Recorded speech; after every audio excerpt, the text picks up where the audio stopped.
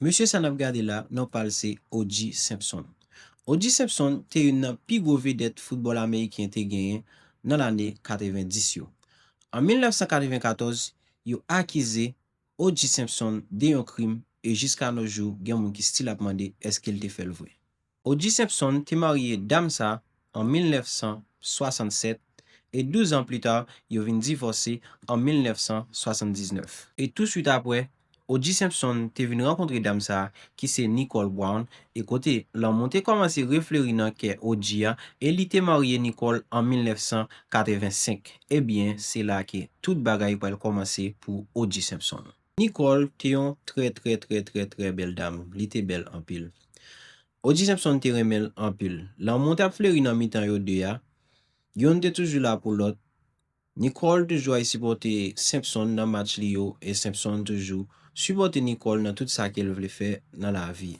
Donk kon sa, ane pase, moun yo ap viv, et ti problem vin komanse met piye, vin komanse gen jalousi, Simpson vin komanse ap kontrole fam nan, et nou konen, depi ke gen jalousi, gen kontrol, li tre fasil pou komanse gen violans, ni verbal, ni fizik. Simpson tou te kon trompe Nicole. Tankou, nou gen dam sa ki el te trompe lansan mavel ki te yon model. Et malgré tout ça, Simpson te kon ap regle, sa pa jam empêche l fè jalousi pou Nicole, leve men sou Nicole, joue Nicole. Nicole dre le polis a plusieurs reprises pour Simpson. Relasyon te vin trop toksik pou Nicole, li pat ka supporte anko. En 1992, li oblige mette fin nan relasyon an, li mande Simpson divorce. Moun yo te rive jwen akor pou divorce ta, men yon nan pi gwo ire ke yo tout le de a te fe, se ki apre divorce tan, tout le de moun yo deside rete en kontak. Yo pa menm pran tan, donc mga kompon ki yo tansam, yo pat gen wa enmi vre, men on relasyon ki te toksik. Nan nivou sa, kote te gen moun ap leve men sou lot, ta suppose gen on rupture de kontak. Donc, sa bat jam fet, moun yo te stil rete en kontak, et depi sa arrive, ou met kouem toujou gen lan moun. Toujou gen lan moun. Yon ap toujou end up kontinye veye lot. O.J. même, aksyon li yo te arrive inkontrolab. Apre divorce nan, Nicole Brown te renkontre partner sa ki se Ron Goldman, un partner ki te gen selman 25 ans, ki te yon model et yon moun ki te kon ensegne moun jwe tenis. 12 juin 1994, Ron, Nicole et maman Nicole tale dîner nan un restaurant. Et apre dîner ya, tout moun te rentre la kay yo. Mais maman Nicole te bliye yon linet ke li te pote. Ron li même te pon linet la, li tal retourne la kay Nicole.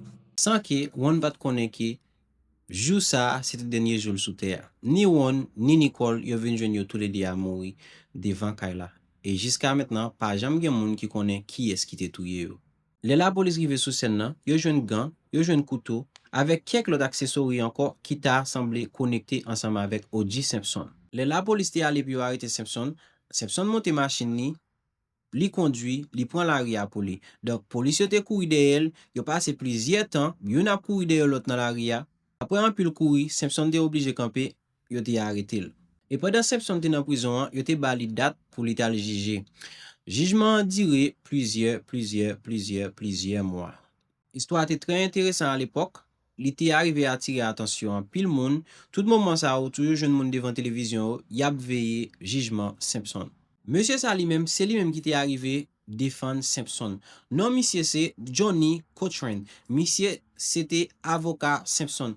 Et ça le dit comme argument, il te dit que preuve yo pas solide pour yo ta prouver que c'est Simpson qui touye Nicole Brown et Ron. Yon jou, avocat dit comme ça, yo doit faire Simpson essayer gant ki yo te jwen sous scène nan, et s'il pas bon pour Simpson, yo supposé laguer li tout de suite. Et c'est comme ça, en 1995, yo te obligé laguer Simpson parce que yo te jwen ni pas coupable. Yo jwen Simpson pas coupable.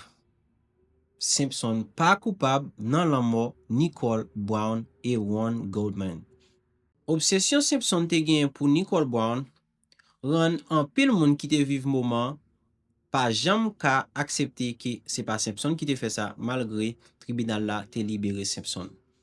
Et malgré la vie Simpson pas jam retourner normal, il était arrivé vivre jusqu'à 10 avril 2024. M'ta remen nou ekri nan comment là qui leçon nous tirer dans ça.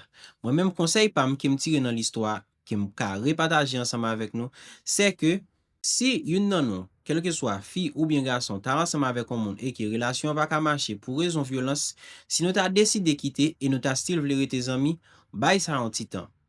Yon detache ansama avek lot, bliye yon lot. Petet nou lot fwa nan re-renkontre e nan retoune zami. E sin gen ti moun tou, m souwete ke nou arrive jen yon lot entente ke jis rete konekte nan telefon e pale de lan moun, suive la vi yon lot.